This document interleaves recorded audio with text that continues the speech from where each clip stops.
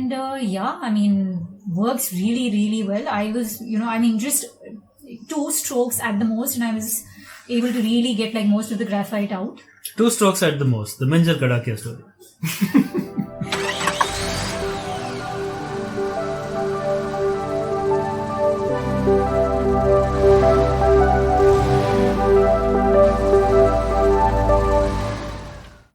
Hello and welcome to Stationery Test Drive, where today we're doing our second Roundup episode.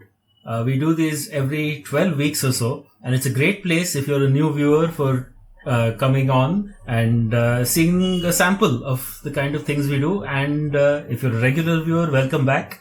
In this episode, you'll see some familiar things maybe. Maybe you've not seen all our episodes. So this will give you a peek and maybe a way to see these things in new ways. I'm Vishal, one of the hosts of Stationery Test Drive. I'm a designer and illustrator. Design is my day job, let's say, in web and print and all sorts of things. Illustration is a passion that I've also turned into a job. And stationery is a passion, which is why a culmination of all of those things has happened on this show. We have 2 other hosts. This is Minjal. My day job is that of a marketing consultant, and I don't really do too much of that anymore. I am almost a full-time calligraphist. I'm Samir. My day job is, well, not a lot because I don't end up doing much in the day.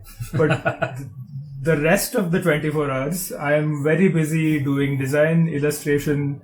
I also do a lot of paper art, origami, and my second level day job is that I do a lot of technical support for art organizations, museums, and so yes, I keep myself very busy. And there'll be links to all of these in the description in terms of all the various social media and web related things. Basically everywhere you can find us, the kind of things we do, because those are varied, just like the varied things we got up to in the past 12 weeks. There are 3 stacks of paper here. We've been neater than we usually are, I think, in these situations. Most of us are quite chaotic. So what we do on Stationery Test Drive, if you haven't seen, is the 3 of us get together, or actually not get together, and we pick a tool. In this case, in this first sheet, you'll see this tool we used was the box of tools, that is the Oxford Helix mathematical geometry box. We all know one if you've been to school or if you've been anywhere near mathematics department, or maybe you are an assassin who has killed people using one of these. Please do let us know in the comments discreetly.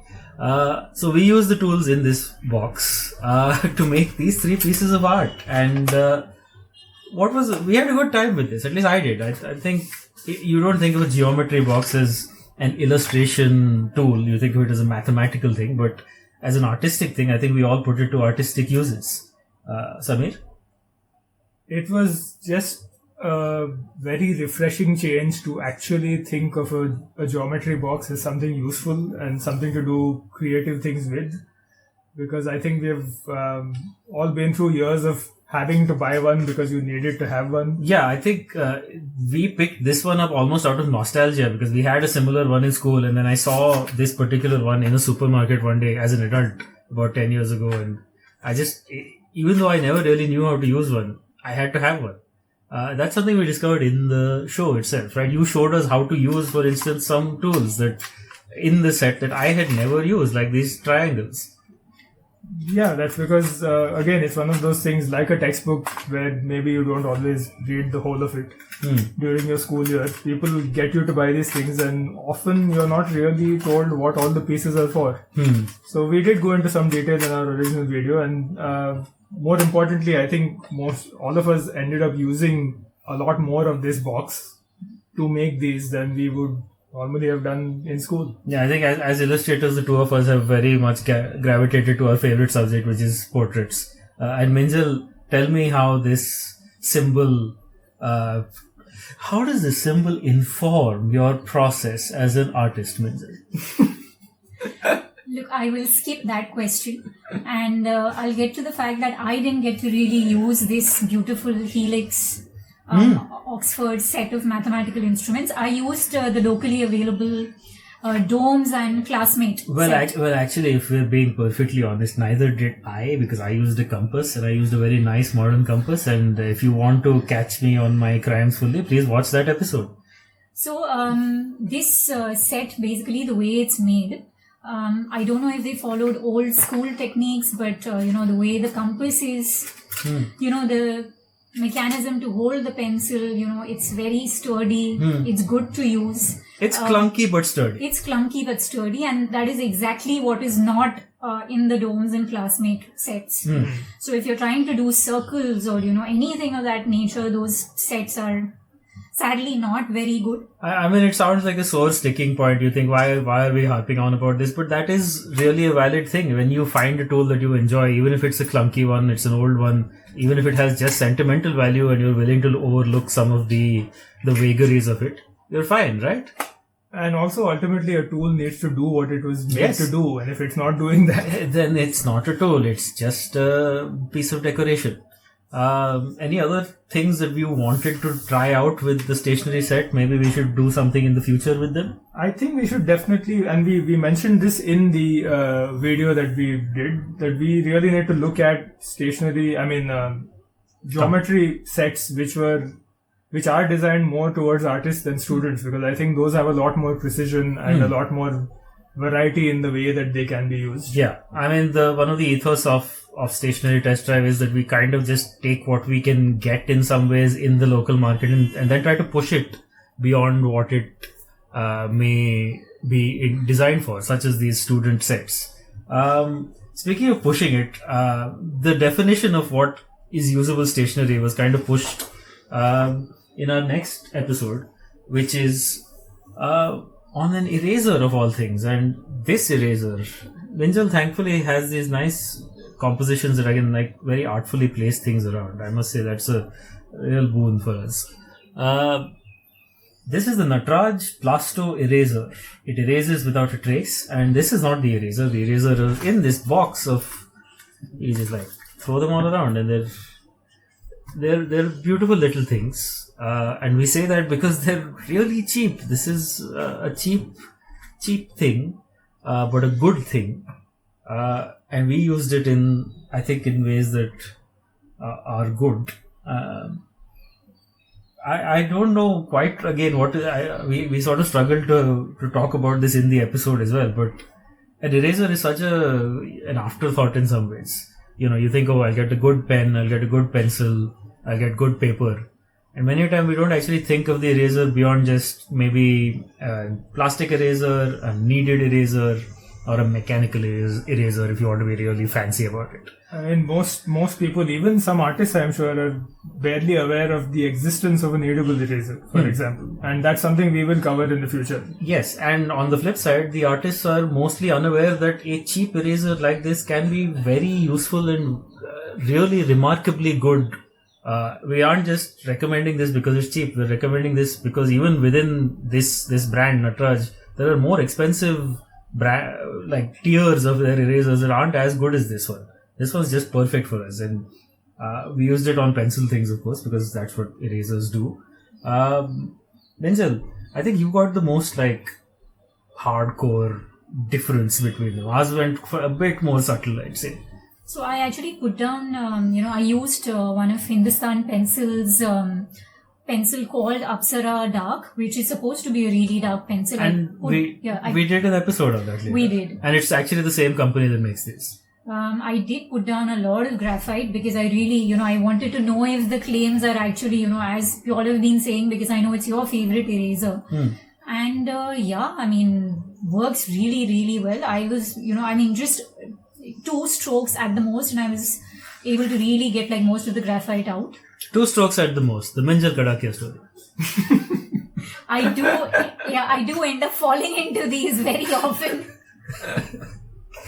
So one of the things we liked about this is that you can cut them up and use them in smaller versions, but you can also, because they're plastic erasers, they're not kneaded erasers, they hold an edge, which is quite nice for especially edge-based erasing like this. but also like you can scumble them when you have a softer, especially when you worked in eraser a bit. Samir, what were your thoughts? Because you did a lot of this really fine work. No, I think the most important thing about this eraser is how firm it is when you cut it, and the fact that you could get those very clean edges. Because a lot of erasers that we have come across, even as artists, to do detailed work are usually based on a point, like a pencil. So you get erasers which are, just it's like long. the Tombow Mono Zero, which comes in a pen holder. Which we will cover at some point. Yeah. But I don't think there's enough attention given to the fact that, flat edges of erasers can actually be very useful to make certain shapes, which you can't get to the point. I'm guessing these sort of wedge shapes have this. I'll try to either put this on camera or we'll use our footage from a previous episode. In this one, it's almost like like these are drawings. This is almost like a film. What was that technique you learned in film, in photography class in film? Cyanotypes, or where you put like an object and then you expose things, and that's one of those things, right? It so doesn't look like it's almost like you're right, something like a cyanotype where it doesn't necessarily need a negative, but you kind of expose a piece of paper with objects on it. Yeah, and then you get this kind of slightly... You get sharp edges, you get these lovely, almost filmic, if you're a cinematographer or you're a camera enthusiast, you've heard the word cinematic and filmic. Well, this is a very filmic treatment for calligraphy. I think it's something you should definitely, learn and explore more. I think, that's the lesson from this one. I didn't know I was creating such a masterpiece with so many techniques. But what I wanted to ask you is, can this eraser also be used for, say, carving stamps, like kids use? That is something that we should actually look at. We should explore. I had actually done a bit of that under my Papercraft account. Papernotic, which we'll link to. Which we'll try to link to if I can find an old... and put in some pictures if you have them. But yes, this should actually work very well to make this stamps. would be a nice candidate because the Japanese especially have this system of using ink stamps, which they then very carefully, like family crests and things like that, or just even little marks that are personal, and they're about this size. Yeah, it would be nice to make face of it. Even it would be nice to make a little thing like a little logo MK or a VB or a SB or a Stationery Test Drive. If we can fit all of that on it, I don't think that's going to happen. But yeah, if we can just do that and then maybe make a little mark, it would be quite a thing. Considering that this is this is one of the tools we love to use, so we might as well make our own little handy things. That's a great idea. I think we'll explore that in the future, and we'll get back to you on that. And then going to another tool that's white and strange, the Sakura Jelly Roll Pen. Much loved, much beloved, and rightly so. I don't think any of us were disappointed in the kind of things we got out of this. I don't think any of us... first of all, we had these before. At least I had them before. And Minjal, you tried them for the first time? Yeah, this was the first time. I thought they were like a really nice mix of paint and, gel pen, markers, somewhere in between. Too much ink flow, like I discussed in the episode. That was a little difficult to control. But I mean, you're using a white pen. That in itself is, such a fun thing to do. Yeah, it's so different than what we usually... I went for... Actually, I kind of... in a preview of something that we'll do later, which is a paper, I used a black paper. It's not the same black paper. So I in some ways, I have an advantage over you in that I know two different types of black paper now. This was a cheap origami paper that I stuck onto a regular piece of A4 paper. And the glue, unfortunately, I never remember this with glue. Do any of you remember this with glue? It was just like, it just starts wetting up the page and then warping it and, Yeah, unfortunately, I don't think there is, as soon as you use a water-based glue, and this is something we are going to cover in the future. Exactly, we are going to look at this. This is pertinent to our discussion. It becomes very difficult to have very flat, pieces of paper stuck to other flat pieces of paper. The warping can really damage things quite a bit, like what you're seeing here. But we will cover that later. And glues are quite varied too. You get other kinds, so we will look into that sometime. But yes, as far as the jelly roll is concerned, it is really quite a revelation, as Minjal said, to first of all be able to draw in white. And just the ability to use colored papers in this way just opens up a whole different set of ideas. Yeah, it's a completely, I mean, it's not a negative, it's a positive in this case, the way of working, where you have to think about what you're almost illuminating rather than what you're, usually you think of when you're drawing with pencils, you're thinking of drawing in shadows, or you're thinking of drawing in form. But this one, yeah, I mean, many more experiments to do with this. That's all I can say. I think we can ramble on. Watch the episodes. Really, in all of this, we have many more thoughts to go over. This is just in some ways we are revisiting these after many weeks as well. So we've thought of things. We also find that when we shoot these initially, we have a certain set of ideas, but then as time goes by, we do think of new things to say about them and new things that we'd like to try with them, and that's why we do this. And yeah, if there's things that you'd like us to revisit, please let us know. Speaking of revisiting things, we don't need to revisit this one too often in our heads, because basically I use this pencil all the time.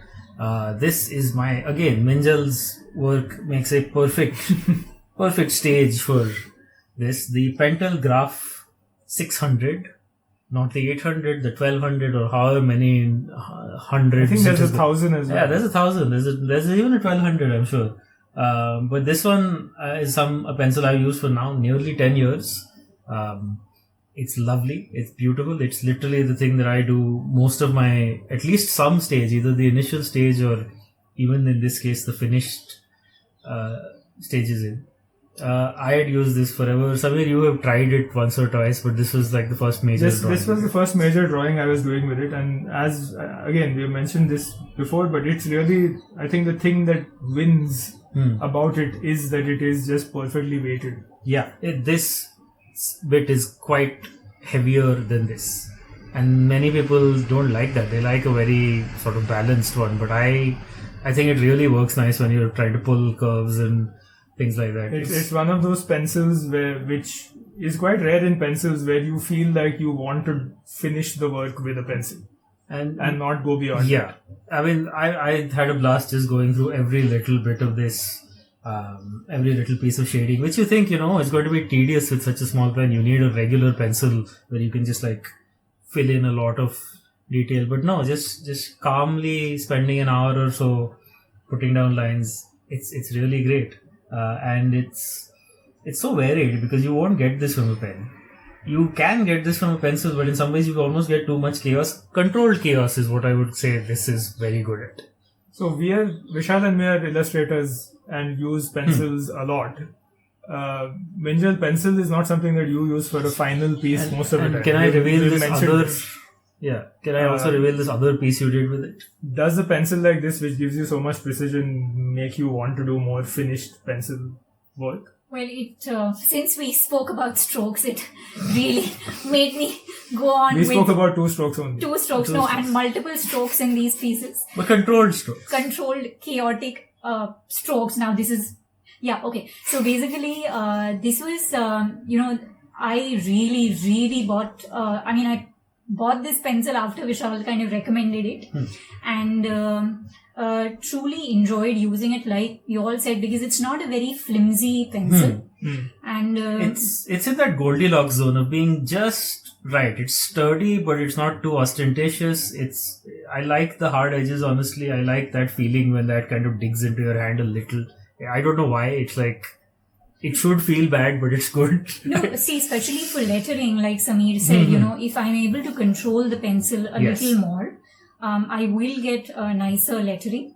And also the lead, if I don't know if Pentel is making the leads as well, these leads are fantastic. Okay. Very, very dark, pigmented, really nice to use. I honestly do not know what leads I'm using. I think they might be some cheap dollar store Daiso branded ones by now. But I think Minjal got her pencil recently, and Pentel does make they still the graphites. They make excellent leads. Excellent leads.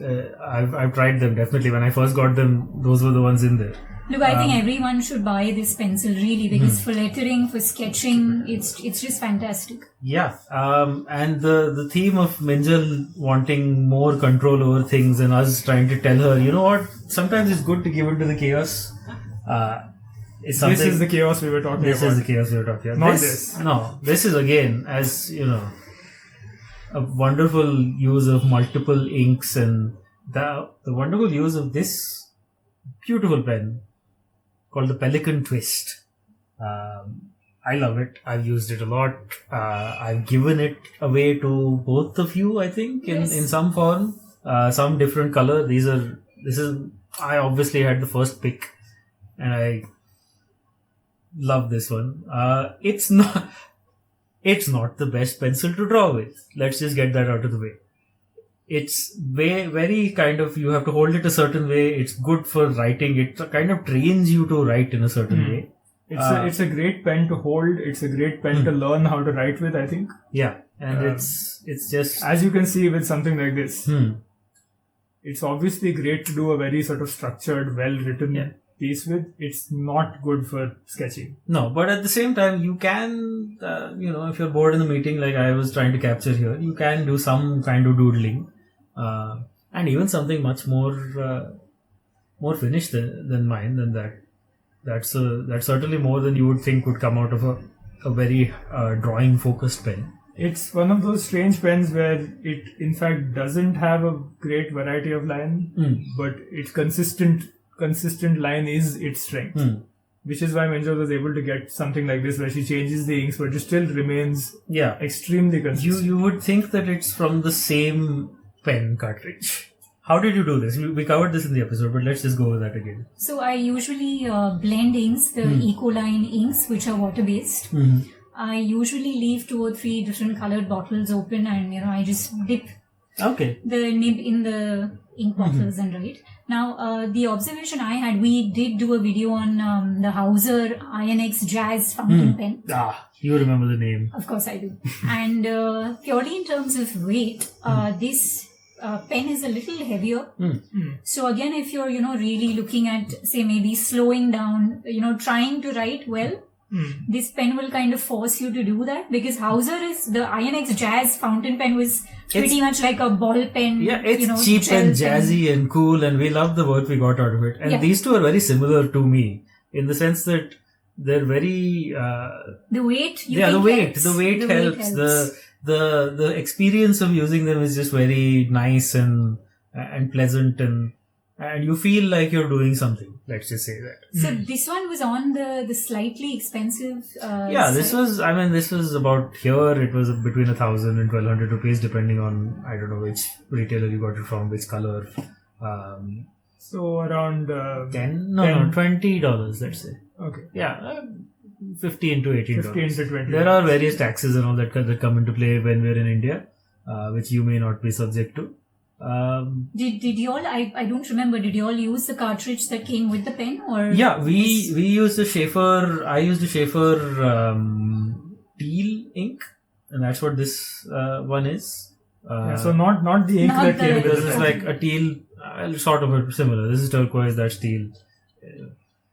So that's what I filled that with. So we just filled the cartridge with ink that we wanted. Okay, so none of us have actually used the ink that the came original with ink. the I mean, we pen. did, but just not when testing it out. Okay. Yeah, and we've used it before. Okay. And I think it was a perfectly. I mean, Pelikan makes good. Yeah, Pelikan. Pelikan makes the best Pelikan inks, 4001. We literally have a bottle here. Yes. Because we just like that design. I would, that is.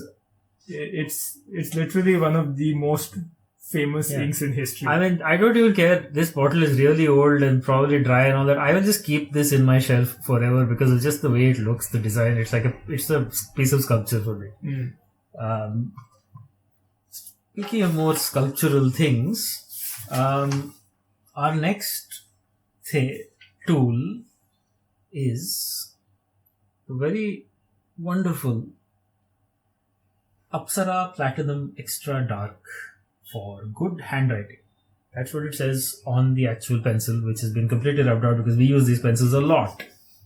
Just like the Pentel, the Pentel Graph For starting out sketches, I finish a lot of things with this. I did an entire children's book where the pencil stage and the finished drawings that were then colored digitally were done with this pencil. I think the thing that was different about this set is that a lot of these tools in this particular set that we're talking about now are things that we use on a daily basis. I think in the first set, in our first roundup, you can see, and then in the first 12 weeks we tried to find things that, in some ways, that were things that we had always heard of and then never quite used. Things like the Reynolds 045. We had seen it in teachers' hands and we had kind of used them once in a while, but we really wanted to give them a try on our own. Whereas in this set, we kind of wanted to show people the things that we use every day. What do we reach for immediately, rather than try to find that special pencil and then never use it. And this is the ones we use.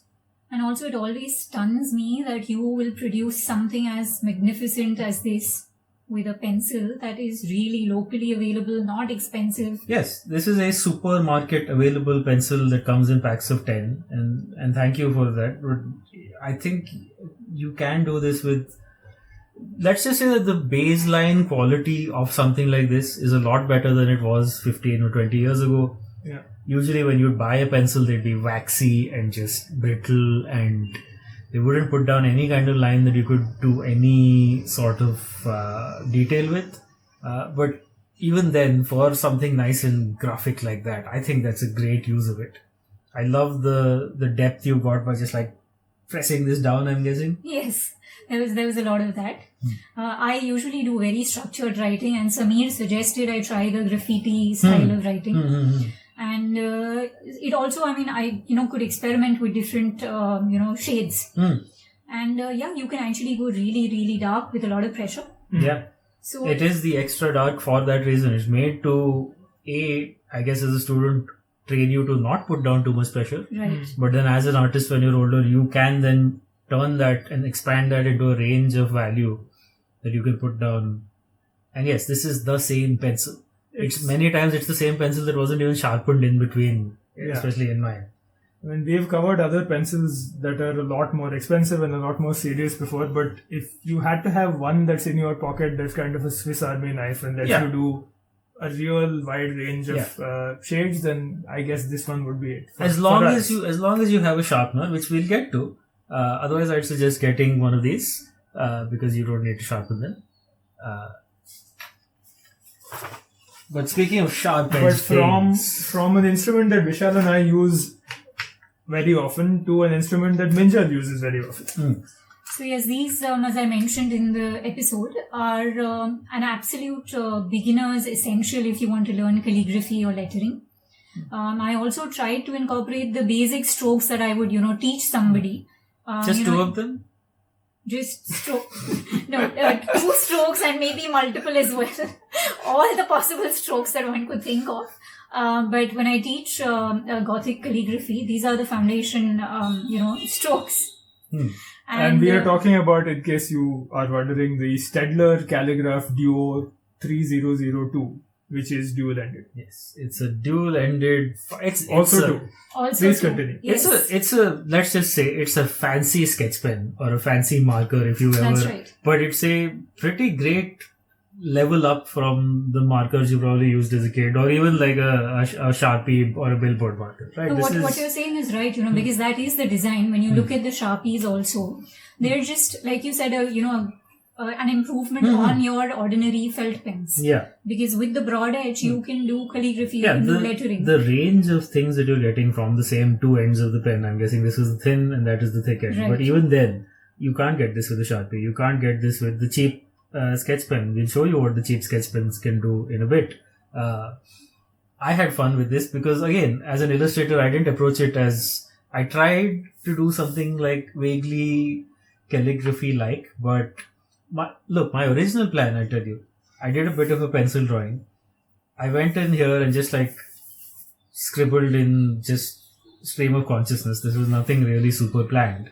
And then instead of, I knew I wanted these thick lines. And then instead of switching to something like one of the Unipins or whatever, fine liners, I just went in with the edge of the black pen and I found I really liked it.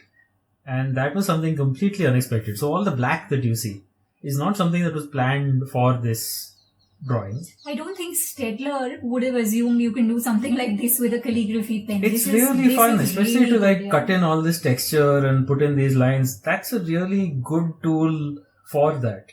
It's unexpected. I would not think of it that way. Usually I would get a round tipped fine liner, but this wedge tip works in this beautiful way. I think a common ground between a lot of things we cover is that we appreciate single tools which can do a variety of things. And this is definitely one of those. Yes. Moving on to something more, we had teased before about black paper, and we finally got to a piece of paper rather than an implement. We don't have the paper with us somewhere, so you just imagine me holding a nice book here, which says Sundaram Artist Sketchbook, black paper, A4, bulky, heavyweight, and 180 GSM. 80 pages. Yeah, this was fun. This was quite a departure from what I'm used to. Again, thinking just like because I did use the jelly rolls on this, thinking about illustration in terms of light and illumination rather than in terms of shadow. And I think the most important takeaway from this set that we did was changing something as basic as the paper and making it black. Just forced us to use all sorts of new tools that we had not tried before. That's right. Vishal has used a Posca marker, in some cases a jelly roll. Minjal has used a Liquitex broad edge marker. I love the texture. I have used a jelly roll, a Posca marker, and a oil pastel, which we have covered in the previous episode. So you end up just being forced to experiment with tools which you are not used to when you change the medium, and I think that's the strength of using something. Yeah, like and the Liquitex. We have to do the Liquitex at some point. We'll get to that soon. Yeah. Then back in the realm of the cheap and cheerful, the Dome Sketch Max in 12 shades with these are watercolor pens, they say, which is basically that they are water-based markers. For all the important, very important information and jokes about the name of this brand, which is uniquely refer to our previous video. With its unique push-resistant tip. The push-resistant tip is, again, it's one of those things designed to help a child who may not be used to it and put too much pressure get a longer life out of it. But then as an adult, even though it's a really cheap marker, you can do a lot of good things with it. You can use that push resistant tip to its fullest spectrum of... Yeah, I think this is a tool which we spoke about at length originally, and really there's nothing much to say about it other than it was absolutely a joy to use. Yes. If there's one tool amongst all 12 of these that I definitely want to go back to immediately and keep working with, I think it's this. Yeah, I've started doing some experiments in brush lettering with the filter pens. Is there anything you can share with us now or maybe in a while? Yeah, maybe I'll share something. Okay, then send those to me because I'll try to put them on screen now. Yes. And then, since we did erasers and papers and all sorts of things, I think it was only natural that we did a sharpener, and not just any sharpener, but I think, you know what, I'll just put in that clip of Minjal saying the whole name now. Because there's no way we can remember it. The Derwent Superpoint Mini Manual Helical Desktop Sharpener with a desk clamp. Very well done, Minjal. Very well done. Yeah, I mean, I love these things. This is a beautiful piece. It's a beautiful instrument, like the Pelikan 4001. Should this ever break down, and I think it'll take a lot for this to go bad in some ways, I'll just keep it around because it's a beautiful thing. And I mean, we have a little video in our original episode about the mechanism in there. I don't think that's breaking down anytime soon. No. And the thing we do use it for, which is sharpening things like this. This is, I think, a point sharpened at least at some point with this sharpener. Again, a great deal of variety you can get. I used my favorite double-ended Nataraj checking pencil. You should see the episode on that. I think the thing I would say about this is, yes, we have done a great variety of work with it. but it's one of those wonderful tools where the process of using the tool is as much fun as what you get out of it. Yes. And that's really what stands out about it. I think the meditative, like 20 seconds where all you can do is just like crank that thing, or, you like load it up. First of all, the satisfying click of clicking that into place, putting that there, and then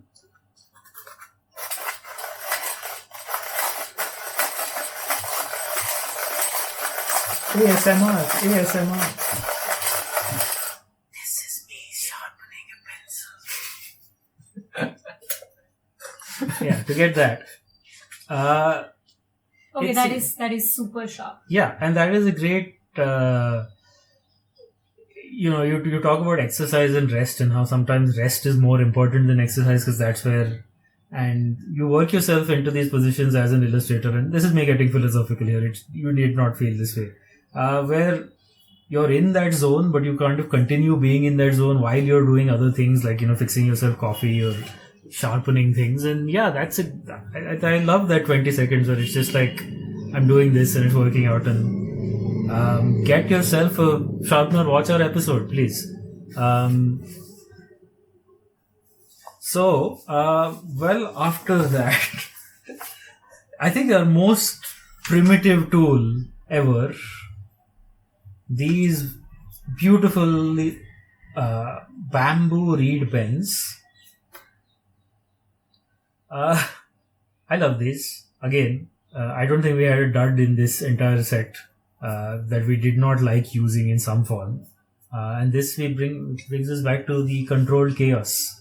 I enjoyed the chaos. Minjal, you did not enjoy it because it did not give you as much control, but you did enjoy it eventually. What I didn't really speak about in the earlier episode is, as a Gujarati, I don't know how I missed out on the whole Daundiya angle of this. But, there's also that. See, when we talk about the potential of stationery, let's not forget that you can actually also not just write with these, but also play Daundiya if you run out of sticks. You come to Stationery Test Drive for all the most important practical information. There you go. And if you don't like the guy, you can stick him with the pointy head.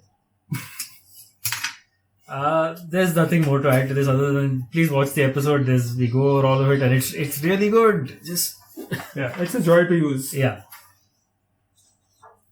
Which brings us to our most recent episode, which is actually let's say this, it's noteworthy. It's our 25th episode. Woohoo! And the one you're watching is our 26th, which means that we've been doing this for 6 months, but considering that we didn't really plan, or rather we had given ourselves the opportunity to do 6 of them, and then we said we'll do it after that for as long as we want, and we have continued. I think we are going to continue, but before we get to all the mushy bits, or now that the mushy bits are out of the way, this, not very mushy, but also a bit soft and a bit pink, very pink, Posca acrylic paint markers. They're markers that are paint. And they're paint that's in a marker. And they are expensive, but they are lovely. We've probably seen by now, if you're a stationery enthusiast, you've seen people do artwork with this on YouTube, in Reels, and various things. This is the first time I was using them. I think I've used acrylic paint markers. I want to actually try to use them on different mediums because as the website says, you can use them on glass, wood, ceramic. So it would be nice to actually a lot of people use them on canvas directly. And in fact, it's the main tool that a lot of people use to customize shoes. Oh, shoes. Okay. Yeah, that makes sense. And as personally speaking, the most fun thing to do with using these is that I'm someone who's not very comfortable with paints, and it was great to use an instrument that lets me kind of paint, but without a brush. Yeah, that level of... It does go down like a brush. You can get some texture out of it, and you can get these very flat, matte areas. I think Poscas, I just wish they were less pricey because I love the design. I love the the ink flow. The other day I did try another acrylic marker that was a very cheap one, and yeah, it was not very good. It had the same basic qualities, but it was scratchy, it didn't go down well. The color that came out was consistent but not good. But as we've seen with other tools, it sometimes takes a few years or decades for other people to catch up. No, and now that maybe that will happen. We should test out other options. Like I said, now that we have tested these out, there are a few others that we want to test that are available in our market that are cheaper. So we will get to that, and I think as far as roundups go, we have rounded up a lot. We have rounded everything. There's a bunch of stuff here. There are episodes for each of these. There are 12 more if you want to see 12 more things that we have done that are in our previous episodes and in our previous roundup. All of these tools, let's just put them there. We love them. We hope you do. We love you, but not that much. Please continue to watch Stationery Test Drive if that's the kind of thing you're into. Love us back. Love us back. Subscribe, comment. 2 strokes. That's enough. We have been Team Stationery Test Drive. We do this for no reason at all other than the pure pleasure of it. And that is exactly what we told the good people at Mint Lounge, which is a newspaper here in India. And they were doing a nice roundup about the resurgence of handwriting, especially in the last couple of years. And since we started this, in the last year, they talked to us about our love of handwritten things, tools that we use for handwriting, tools that we use for other things. And check it out. We'll link to that article and there'll be a picture of it on screen maybe. Until next week, because I think we're going to be just doing this every week. For the foreseeable future. We're having too much fun not to. Yeah. I mean, it's just there's enough strokes in there that it's like. Okay. By the time we get to the next roundup, hopefully this joke will die. I mean, look, it happens to everyone. Eventually you run out. Until then, stay safe, stay experimenting with your stationery. I have been Vishal. I am Samir. This is Minjal. What more is there to say? See you next week.